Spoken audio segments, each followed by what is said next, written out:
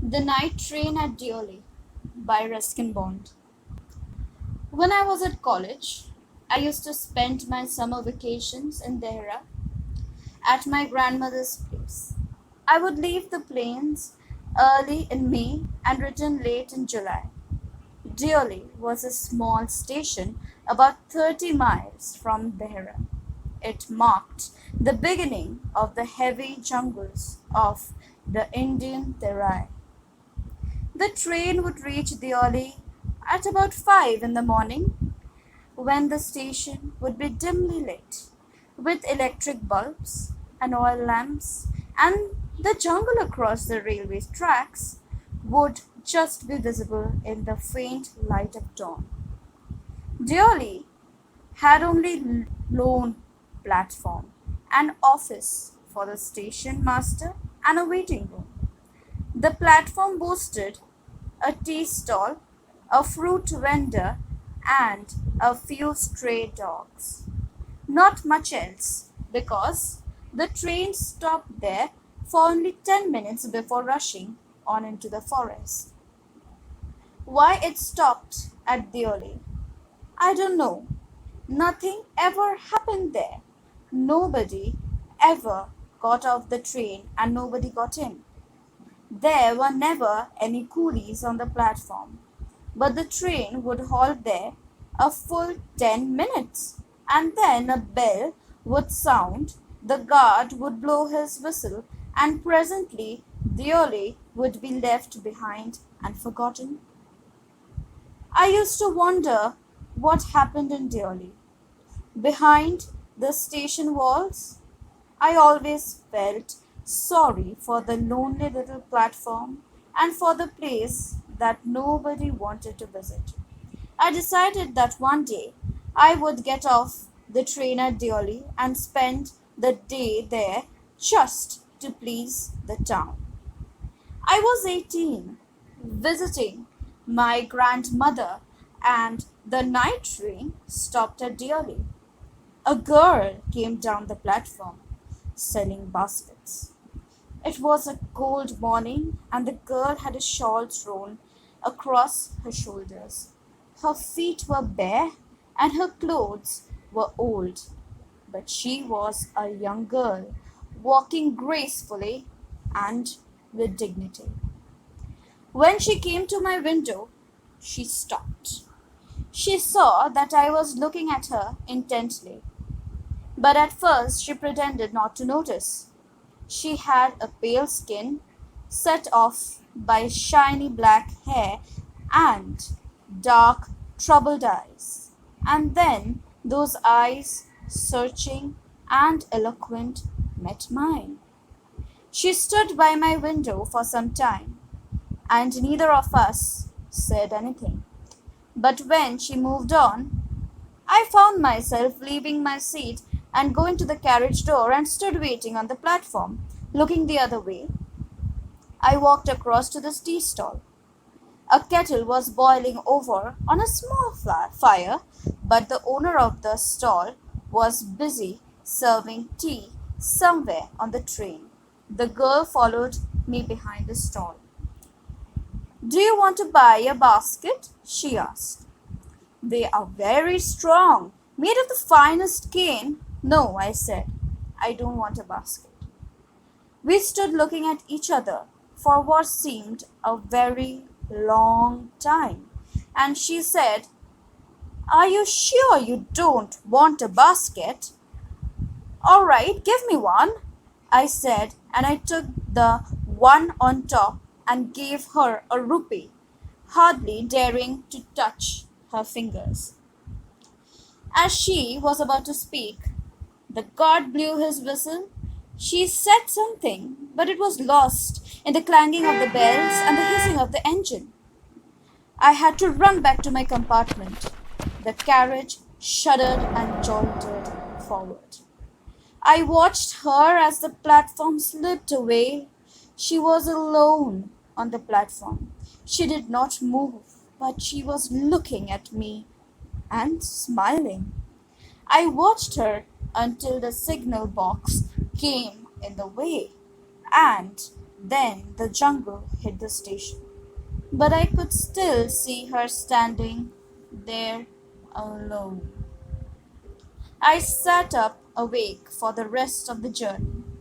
I could not rid my mind of the picture of the girl's face and her dark, smoldering eyes. But when I reached Dehra, the incident became blurred and distant, for there were many things to occupy my mind. It was only when I was making the return journey 2 months later that I remembered the girl. I was looking out for her as the train drew into the station, and I felt an unexpected thrill when I saw her walking up the platform. I sprang off the footboard and waved to her. When she saw me, she smiled. She was pleased that I remembered her. I was pleased that she remembered me. We were both pleased, and it was almost like meeting of old friends. She did not go down the length of the train selling baskets, but came straight to the tea stall. Her eyes, dark, were suddenly filled with light. We said nothing for some time, but we couldn't have been more eloquent. I felt the impulse to put her on the train there and then and take her away with me. I could not bear the thought of having to watch her recede into the distance of Deoli station. I took the basket from her hand and put them down on the ground. She put out her hand for one of them, but I caught her hand and held it. I have to go to Delhi, I said. She nodded. I do not have to go anywhere. The guard blew his whistle for the train to leave, and how I hated that guard for doing that. I will come again, I said. Will you be here? She nodded again, and as she nodded, the bell clanged and the train slid forward. I had to wrench my hand away from the girl and run for the loose train. This time, I did not forget her. She was with me for the remainder of my journey, and for long after. All that year, she was a bright, living thing. And when the college term finished, I packed in haste and left for Dehra earlier than usual. My grandmother would be pleased at my eagerness to see her. I was nervous and anxious as the train drew into Deoli because I was wondering what I should say to the girl and what I should do. I was determined that I wouldn't stand helplessly before her, hardly able to ask or do anything about my feelings. The train came to Deoli, and I looked up, down the platform, but I could not see the girl anywhere. I opened the door and stepped off the footboard. I was deeply disappointed and overcome by a sense of foreboding. I felt I had to do something, and so I ran up to the station master and said, Do you know the girl who used to sell baskets here? No, I don't, said the station master. And you'd better get on the train if you don't want to be left behind. But I paced up and down the station and stared over the railings at the station yard. All I saw was a mango tree and a dusty road leading into the jungle. Where did the road go? The train was moving out of the station, and I had to run up the platform and jump for the door of my compartment. Then, as the train gathered speed and rushed through the forest, I sat brooding in front of the window. What could I do about finding a girl I had seen only twice, who had hardly spoken to me, and about whom I knew nothing, absolutely nothing, but from whom I felt a tenderness and a responsibility that I had never felt before? My grandmother was not pleased with my visit after all, because I didn't stay at her place more than a couple of weeks. I felt restless and ill at ease. So I took the train back to the plains, meaning to ask further questions of the station master at Deoli.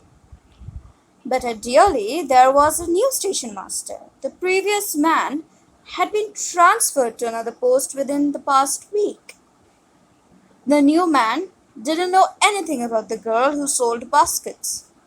I found the owner of the tea stall, a small, shriveled up man wearing greasy clothes, and asked him if he knew anything about the girl with the basket. Yes, there was such a girl here, I remember quite well, he said. But she has stopped coming now. Why? I asked. What happened to her? How should I know? Said the man. She was nothing to me. And once again, I had to run for the train. As Deoli platform receded, I decided that one day I would have to break the journey here, spend a day in the town, make inquiries, and find the girl who had stolen my heart with nothing but a look from her dark, impatient eyes. With this thought, I consoled myself throughout my last term in college. I went to Dehra again in summer, and when in the early hours of the morning the night train drew into Deoli station, I looked up and down the platforms for the signs of the girl. No way I wouldn't find her, but hoping just the same. Somehow I couldn't bring myself to break journey at Deoli and spend a day there. If it was all fiction or a film, I reflected I would have got down and cleaned up the mystery and reached a suitable ending for the whole thing. I think I was afraid to do this. I was afraid of discovering what really happened to the girl. Perhaps she was no longer in Deoli. Perhaps she was married. Perhaps she had fallen ill.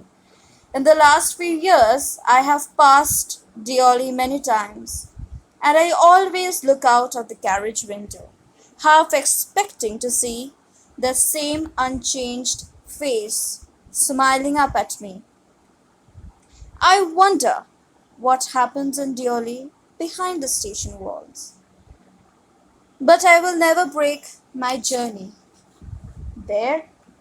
It may spoil my game. I prefer to keep hoping and dreaming and looking out of the window, up and down that lonely platform, waiting for the girl with the baskets. I never break my journey at Deoli, but I pass through as often as I can